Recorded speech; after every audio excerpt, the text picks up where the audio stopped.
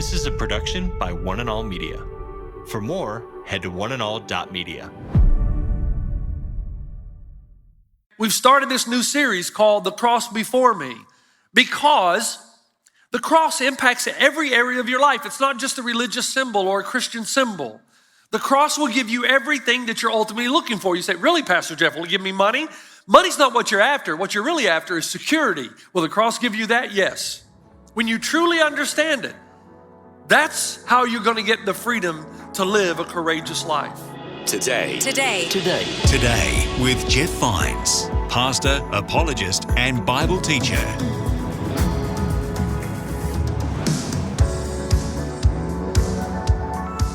On this episode of Today with Jeff Vines, we have another message from the series called The Cross Before Me. If you miss any, you can find all messages in this series wherever you listen to podcasts. Here's Pastor Jeff to begin today's message.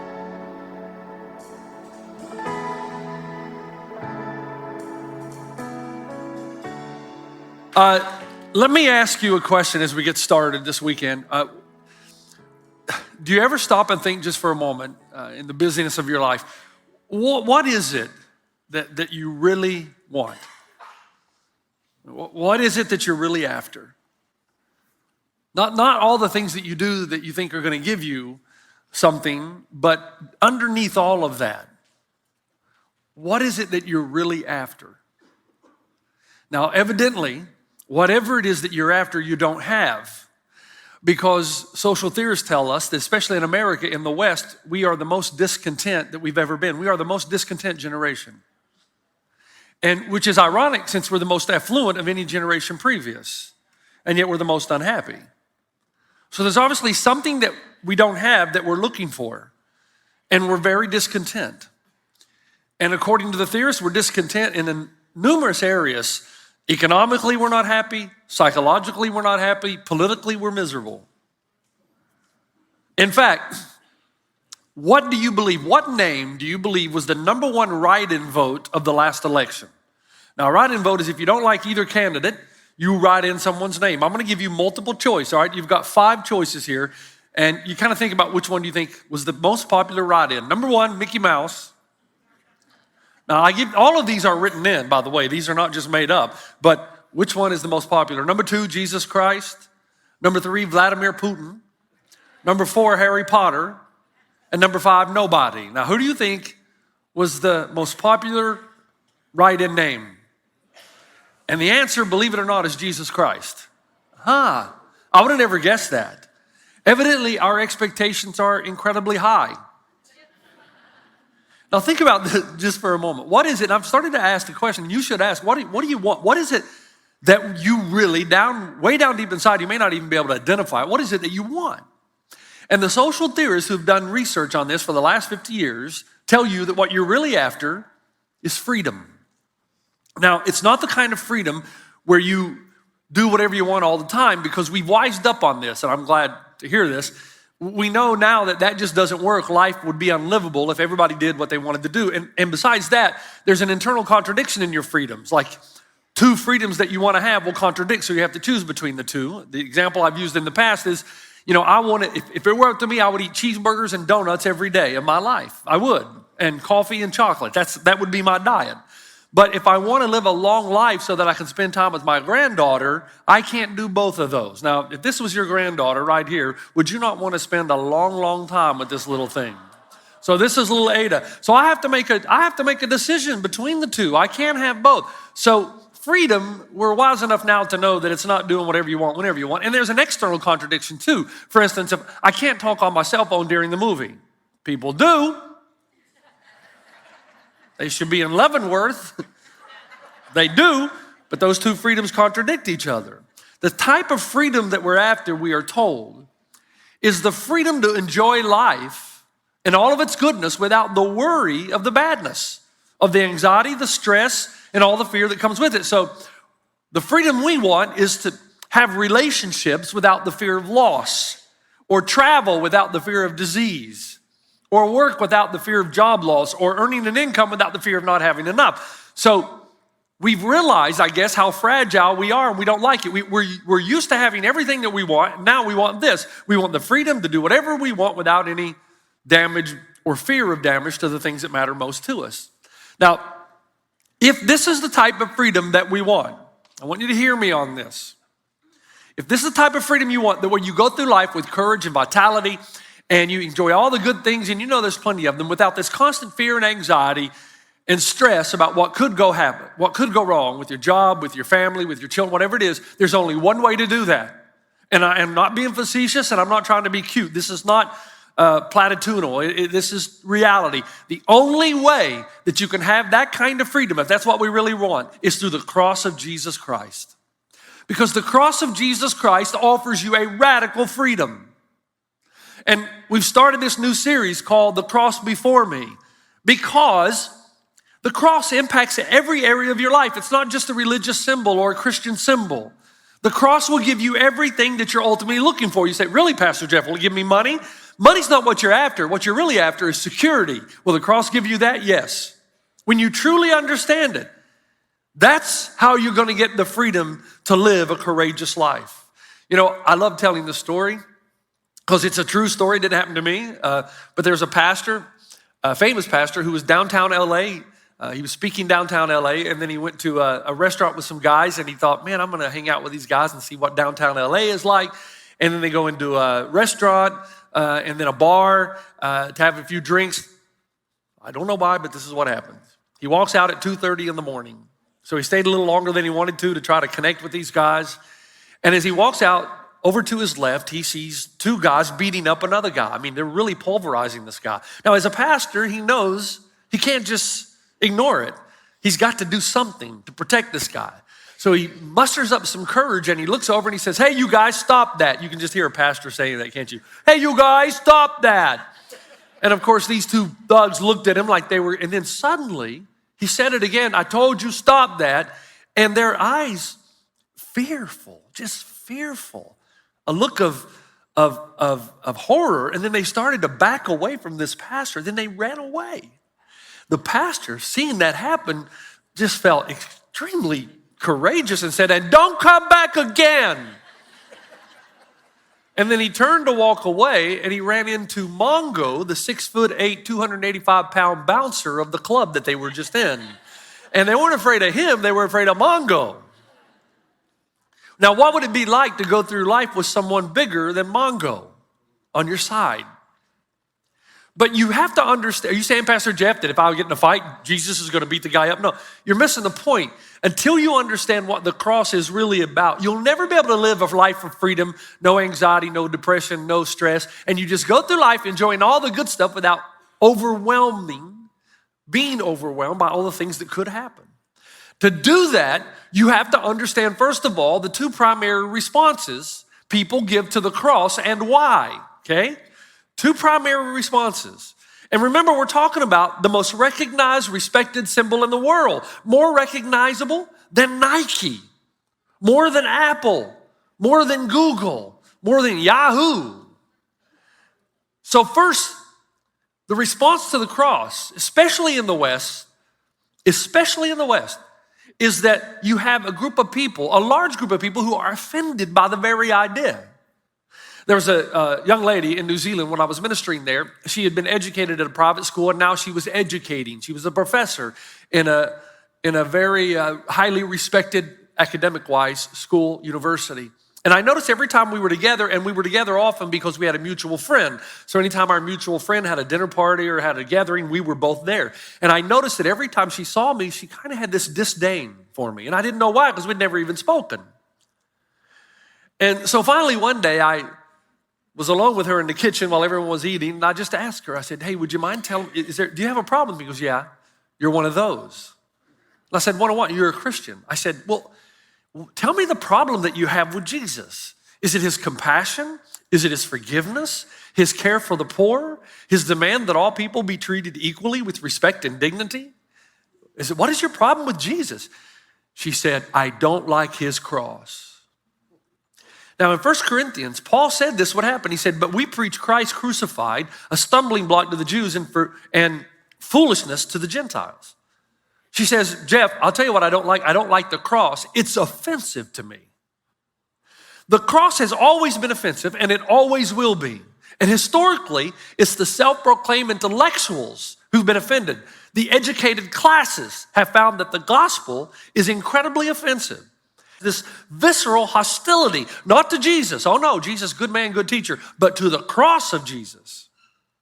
Christopher Hitchens says this, a noted atheist, I am told of a human sacrifice that took place 2,000 years ago without my wishing it and in circumstances so ghastly that had I been present and in possession of any influence, I would have been duty bound to try and stop it.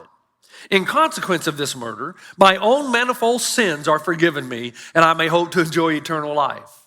So Hitchens knows and acknowledges that the atonement is central to Christianity and the cross, but he finds it vicious, sadomasochistic. He finds it repellent. And the question is, why? What's so offensive? And here's the answer. The cross offends some people because the very idea that they are such bad people that God himself would have to offer up his own son as a sacrifice for them is intellectually contemptible and morally outrageous. So rather than to engage in conversation with us, they do what angry people do. They just insult us. Bertrand Russell said, no one who is profoundly human could believe God would punish sin like that. So notice, they're not saying, hey, we have a disagreement, let's talk. They're just saying, I hate your belief so much that rather than talk about it or conversation, I'm just going to call you stupid, contemptible, and not profoundly human. And that's why, now not among all educated masses, not among all intellectuals. There are plenty of intellectuals who had followed Jesus for hundreds of years. Blaise Pascal, the father of the computer, James Simpson, the discoverer of chloroform. The list is long of great intellectuals who have been Christ followers. But today in the West right now, it appears to be that the intellectual crowd is moving farther and farther away from Jesus. And it's not because of Jesus, it's because of the cross. It offends them. So offensive to them. So they become visceral or angered or offended. And again, they don't hate Jesus, they hate the cross. And part of the reason that you're getting this response is because of the same reason Paul got that response among the Greeks in his day. Because the intellectual crowd believes that the solution to the West, the solution to the world, is not the cross. They believe the solution is education and wisdom. If we could just educate people to have the right philosophy, the right social and political structures, then the world would be a much better place and we'd all be free from its ills. We'd be free to live our lives. Wisdom and education, that's what we need. The right political, social structure, philosophical system, that's what's going to save us. If you know anything about Jesus, the cross says the problem is not wisdom. The problem with humanity is its wicked heart. In fact, you think about what's going on right now in our country. Socialism is on the rise. Capitalism is on the defensive. You never thought you'd see a day where that has happened. We are as divided now as we've ever been. But if you step back and think about it for a moment, the truth is that if people were basically good and there was an absence of greed and envy and jealousy and oppression and abuse, well, the fact of the matter is just about any social or political system would work, right? The problem is not the systems. The problem is the people who operate them. Now, I'm not suggesting for a moment that all political and social structures are equal. I'm just simply saying that all systems exploit the poor to a degree, abuse the weak. Not because the system is wrong, but because the human heart is selfish, narcissistic, corrupt, and greedy. Someone once said, man is basically good, it's only his behavior that lets him down. That's like saying chocolate cake and ice cream are healthy choices. It's only the fat, sugar, and calories that hurt you. And if you know anything about the gospel, Jesus did not say, you know what, you people are basically good down there. You have a knowledge and a wisdom problem, so I'm just going to teach you some good life principles and then everything will be fine. No, Jesus said, the problem is you got a wicked heart. You are prideful, you're self-serving, you need a heart transplant. And quite frankly, that offends the intellectual who believes salvation is found in wisdom and structures. And when they hear that you're telling me that I'm so wicked and rebellious that the very Son of God had to leave heaven and come to earth and do nothing less than die for me to save us Yeah, right. That's offensive. Someone said that the presence of God or the presence of the Son of God on earth is an indictment against every single one of us. The fact that he had to come down. You know, I love those God billboards that I keep seeing as I travel in major cities. Don't you? I don't know who pays for them. Doesn't really matter, but they're really cute. Here's one of my favorites. If you must curse, use your own name. God. Or how about this one? That love your neighbor thing, I meant that. And then this one, well, you did ask for a sign, God. But here's my favorite right here. Don't make me come down there. Okay, the fact is we did make God come down, and it's an indictment against every single one of us, and that is offensive to the educated intellectual crowd. Not all, but a significant number. There's a second category, so before you throw the intellectuals under the bus, I'm sorry to tell you, but the other category is just the common man, you and me. The common man is offended. The common woman is offended by that same cross, because the common person doesn't think for a minute that the intellectuals have the answers or solutions. In fact, the common man is cynical toward the intellectuals who sit in the classroom and are out of touch completely with real life. But he thinks, the common man or common woman thinks the real problem is that we just have too many bad people and not enough good people. If people would just be good, then everything would be okay and we would have that kind of freedom. If people would just work hard and be a good citizen, a good father and a good mother, be a good worker, an all-around good person, then that would save us. The real problem, criminals, bad people, we just have too many of them. People just need to be good. One of my favorite movies, Arnold Schwarzenegger, you might have heard of him, in True Lies. And in the movie, he plays a spy. And his job is to annihilate threats to the national security. And if you've seen the movie, there are a lot of threats to the national security because he's killing a lot of people. Somewhere along the line, his wife, played by Jamie Lee Curtis, discovers what he does. He's hid it from her most of their married life. She recognizes all of a sudden who her husband really is. And I love that scene where it dawns on her that he may have killed some people. So she says to him, "Did you ever kill anyone?" And he says, "Yeah, but they were all bad." The common person says, remove all the bad people and we'll all be saved. We'll be okay. We'll be safe. We'll be free. But what does the cross of Jesus Christ say? It tells us that there's no difference between good and the bad, the Pope and the prisoner, the preacher and the prostitute when it comes to our relationship with God. And that's offensive to religious, pious people.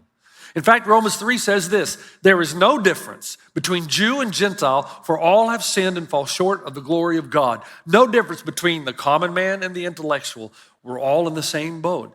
And when a religious person hears that, when a righteous person hears that, that's reprehensible to talk like that, that somehow we could place the pious and the prostitute in the same category, deeply offensive. You mean to tell me they would say that I've worked so hard to be good all my life? It takes a lot of effort to be good. I got to go to church and read my Bible and pray and do good things. I'm tired of being good. And you're telling me I spend my whole life trying to be a good person. And this prisoner over here who's killed a few people finds Jesus in prison a couple of years before his death, and he's in the same standing with God as I am? Yeah. No way. They find that preposterous. I'm better than that, they will say. But the Bible tells you that if two people, let's say three people started from San Diego and they're going to swim to Hawaii. 3 people. One's not a very good swimmer. He's going to drown within 100 yards. The other's a pretty good swimmer. Swam on the high school swim team, got a scholarship to San Diego State University. Maybe he can swim 10 miles. Then you got another one, maybe Olympic swimmer, great swimmer. Maybe they go 100 miles, but they're all going to drown sooner or later, aren't they? They're all going to drown. And the message of the cross is that some of you may be better than others, relatively speaking. You may pursue purity more than others. You may have a greater character and integrity than other people, relatively speaking. You might be a better father, better mother, better student, citizen. You may exhibit a greater level of patience and self-control. But the reality is, when it comes to loving the Lord your God with all your heart, soul, mind, and strength, and your neighbor as yourself, you're all going to drown. And part of the problem is, you've severely underestimated the distance between the holiness of God and your own personal purity. The shore is too far away. And you underestimate the damage sin and wicked hearts can do to your neighbor. Everyone drowns eventually. And the gospel says you need the cross. You need a Savior. And the common person says, that's reprehensible and I want nothing to do with that. I'm a good person. Think about how your family and friends respond to the gospel. They do one of two things. One, they either block it out completely. I don't want to think about God. It's too hard. It's too convicting. And it may require life change. You know that's what they're thinking, but they won't say it. And then there's the second category who will tell you, yeah, family member, yeah, I believe in God. Good God. Yeah, I believe God is there. But they minimize severely the goodness and the holiness of God. They'll say something like, yeah, I believe God exists, but I'm basically good. If God is real, I'm okay. If I die, I'll be in a good place. There's nothing wrong with me. And when you tell them you're wrong, there's something gravely wrong with you, and you're the object of the wrath of God because of your sin, they'll get angry with you. That's preposterous in their mind. They'll get vitriolic. I don't need that, they'll say. I'm not falling for that. I'm not that stupid. You can't make me feel guilty. I'm not that weak. I don't need a Savior. I don't need God to do that on my behalf. And the point is that the cross is so democratic, it offends everyone. Everyone is offended. You know, I love the story in John 8 where the pious, righteous people, law keepers, take the woman who had been caught in adultery and throw her down at Jesus' feet. And of course, Jesus, that famous statement where he says, those of you who are without sin, some theologians say, you know, the word used there is without this particular sin. So he's saying, those of you who haven't done this yourself, you throw the first stone, they all walk away. But if you notice a few chapters later, they still want to kill him. Why? Why are they so angry? They're angry because Jesus put her sin on the same level as theirs. Think about Paul, who was Saul before he was Paul, who was incredibly pious and righteous. He went around killing Christians. Now, why would you go around as a pious, righteous man killing other people who were trying to do the good? Because he didn't like what they taught. They taught that Paul or Saul was equal with the prostitute and the tax collector. And that was livid. It made him, he wanted to just kill all of them and silence them because he had worked far too hard to be put on the same plane as people who weren't religious or righteous or pious. Romans 3 says there is no difference between Jew and Gentile, for all have sinned and fall short of the glory of God. So you have the intellectuals who are offended. I don't need a sacrifice by anyone. You have the common man offended. I'm one of the good ones. I don't need that kind of radical forgiveness like a cross. And to the latter crowd especially, because they're in a lot of our churches in the West, then the question is, well, what about those of us who fail often? What about those of us who aren't as good as you? What about those of us who are tainted by life experiences and we're just trying to get over the baggage of life? Do we have no hope? What about those who have grabbed something, it's destroying them, but they don't have the strength to let it go? Is there no hope for them either? Is it really about how good you are? Malcolm Muggeridge said, if the complaint is made that in Christianity, heaven is restricted to those who trust in Christ and is therefore limited, I shudder to think of how few will be in heaven if goodness determines that number. Do you see how inclusive the cross really is? We always associate the cross with exclusivity. But the cross tells you no matter who you are, you can come to the cross. Preacher, politician, prostitute, seeker, soul searcher, sex addicts, whoever you are, whatever you are. But in order to come to the cross, you have to admit you need that kind of radical forgiveness. And that is offensive to many. The cross stands in utter judgment of all of us, every human being. You cannot stay neutral at the foot of the cross. The only way you can stay neutral is if you don't understand it. The cross will either offend you or transform you. You've been listening to Today with Jeff Vines. Thanks for joining us. Next time, we'll bring you the rest of this message from Pastor Jeff. Some will say, well, Jeff, you know what? I don't think you understand me. I don't hate the cross. I mean, I respect it. It's a great symbol. I respect the cross, but I'm not possessed by it. I'm not one of those radical Christ followers. Do you know why? You neither hate it, nor are you overwhelmed by it. It's because you don't get it. You don't understand it. Your eyes have not been opened yet. You can listen to more messages like this. Just search for Today with Jeff Vines wherever you get your podcasts. You make me wanna dance and sing with every single breath I breathe. I will bring this offering.